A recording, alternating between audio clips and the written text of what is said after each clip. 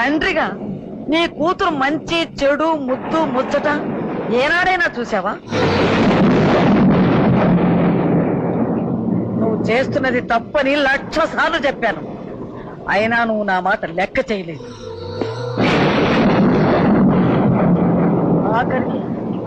ఆఖరికి ఈ రోజు పిల్ల ఫస్ట్ను పాస్ అయ్యి 10 మందిలోనూ పేరు తెచ్చుకుంటే నువ్వు సంతోషపడి దాన్ని సంతోషపెట్టడానికి బదులు పిలుస్తున్నా పట్టించుకోకుండా అలా పెడసరంగా వెళ్ళిపోయావే.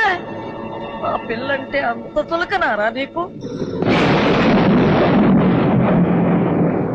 రేయ్, నా మనవరాలంటే ఏమనుకున్నావురా? ఏదో ఒక రోజున ఫోటోలు ఎందుకు తీసావు?